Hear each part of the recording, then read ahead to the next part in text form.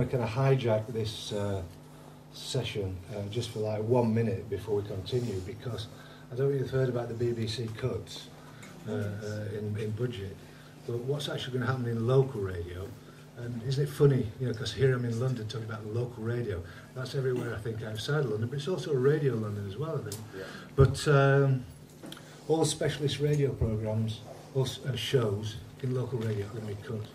So programmes like On the Wire, this has run for 27 years, lots of shows all over the country, specialist shows, jazz, folk, blues, whatever, reggae, they're all going to be cut by April 2013.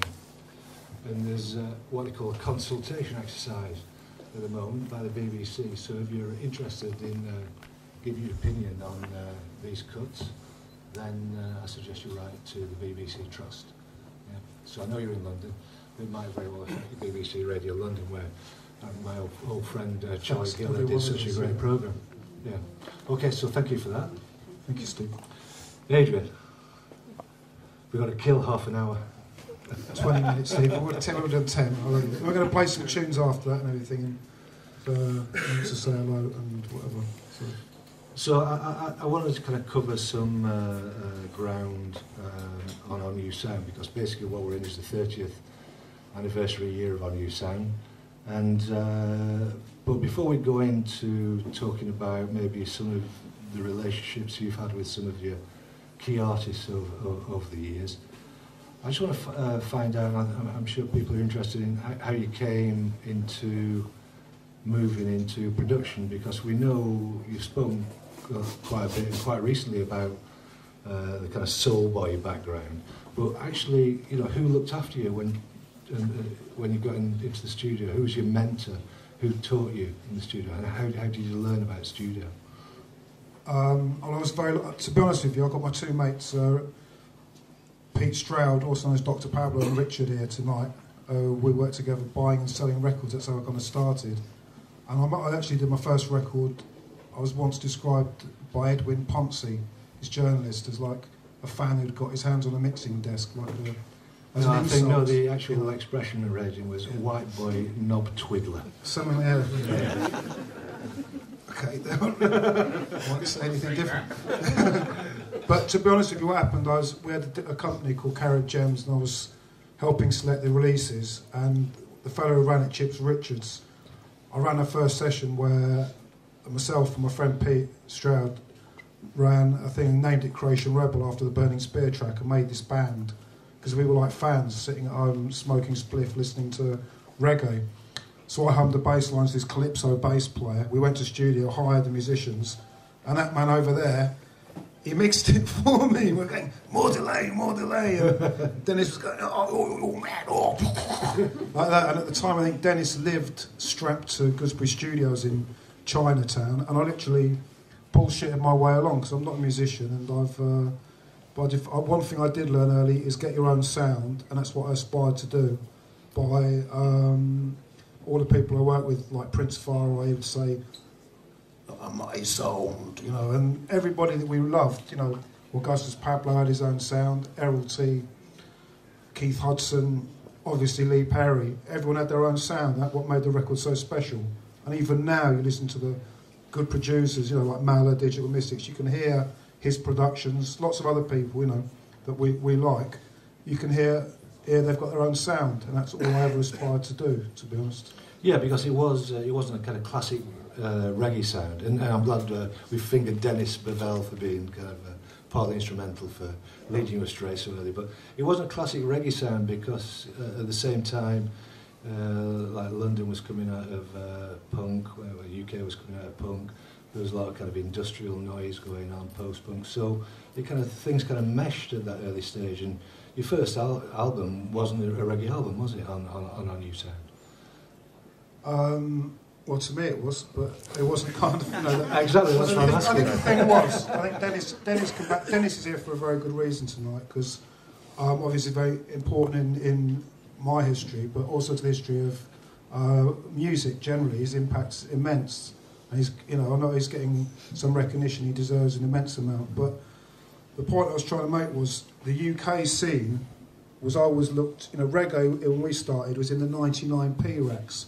It was looked upon as shit music, like second rate. English reggae was so low down the pecking order that it was his band Matumbi and a few other very important people that backed the Jamaicans and started pushing for our own sound from England. That, you know, I thought there's no point trying to make records that sound like Jamaica because they do it very well. So I think the formation of a kind of sound from this country, which was led by Dennis, and I never thought I wasn't trying to emulate, trying to sound like Channel 1 or something. We just wanted to have like a great drummer, which we always made sure we did have, and that was the kind of guideline for all our work. Okay, well, talking about great drummers, did the relationship with Stal Scott come through Far Eye? Because obviously Stal Scott's been your main collaborator with Dub Syndicate. Well, the story of that is really. Pete Stroke backed me up. We were going to do a tour, and I think we were due to have Carlton Davis come on the tour. And Santa, as he's known, he couldn't come. So Far Eye said, "Oh, look, there's this young drummer," and we were thinking, "Oh God, no! You know, we want like a really established, great one, you know." And he's called Stal Scott. He's just come. He wasn't called Stal Scott then. He's called Scott.